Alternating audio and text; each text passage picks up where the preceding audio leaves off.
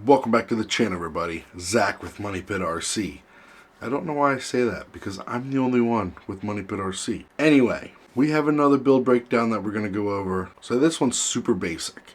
I mean, 3D printed chassis, FuriTech electronics, and stock axles. Because that's all I run. That's all I run for now. We did order some Mias Racing nylon axles. They've been out of stock for a while, but I ordered them like a month ago.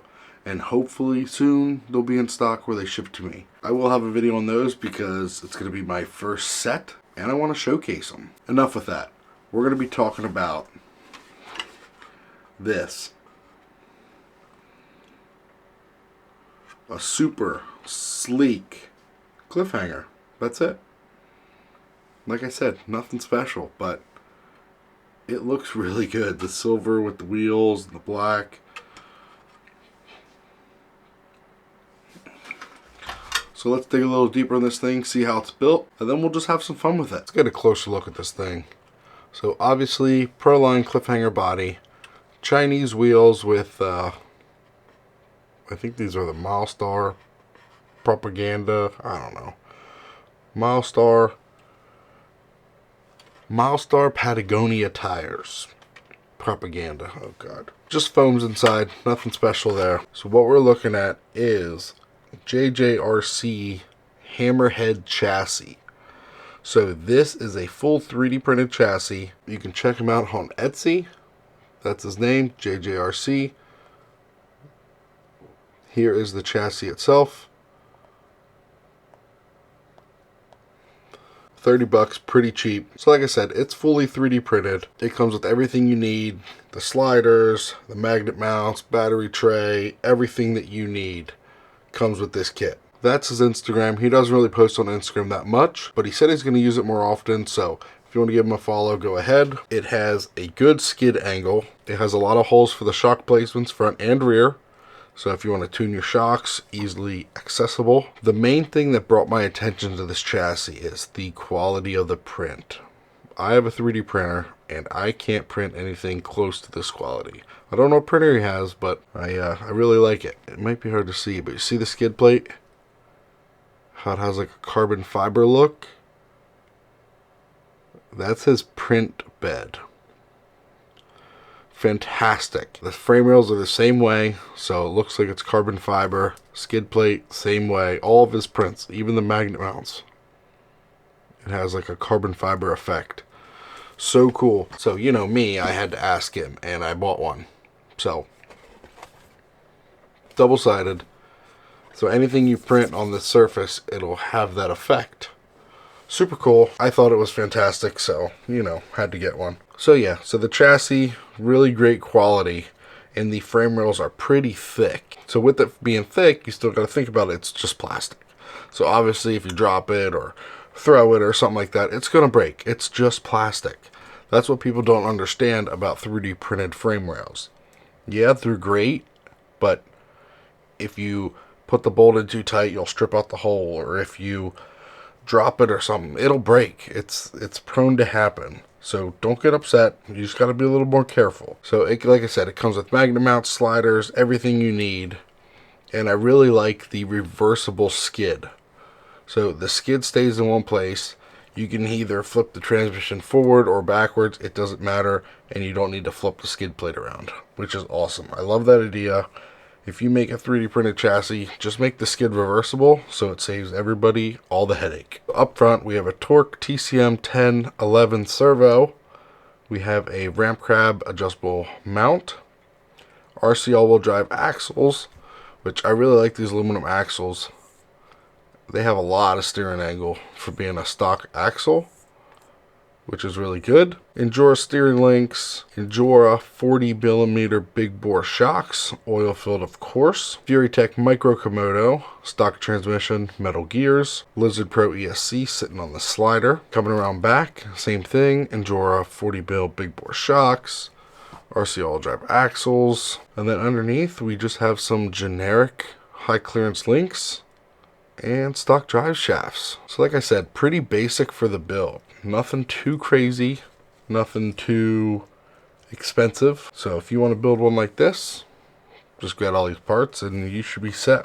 I think the worst part about using one of these chassis that are really low and slung is trying to find a body that fits. Especially if you want to use like a Jeep body with the back is so high, you're going to have to use the magnet mounts on the sliders, which kind of take up space. But I don't know. I feel like that's the worst part about that, is just trying to find a body that fits. So I usually just stick with the Proline cliffhanger or something just small that has like flat on both sides, just to make it a little bit easier to mount a body. But I think this thing has a really good look.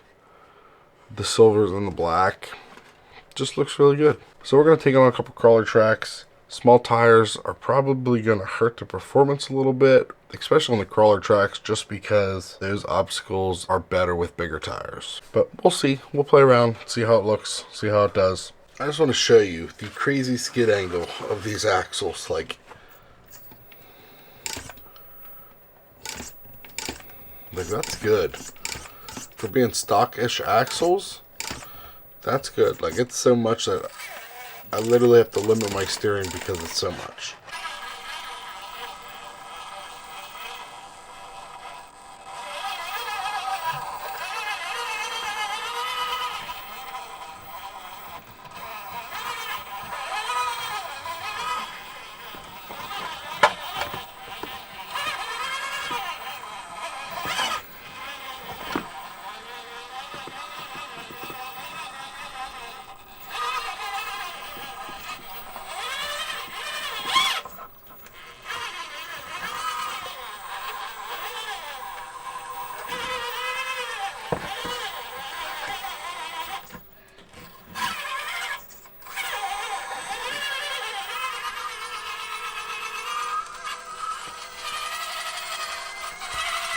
See how the tires just kind of suck that good, especially on like rocks that have dirt on them.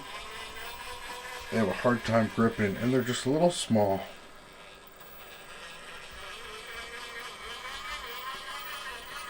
But whatever.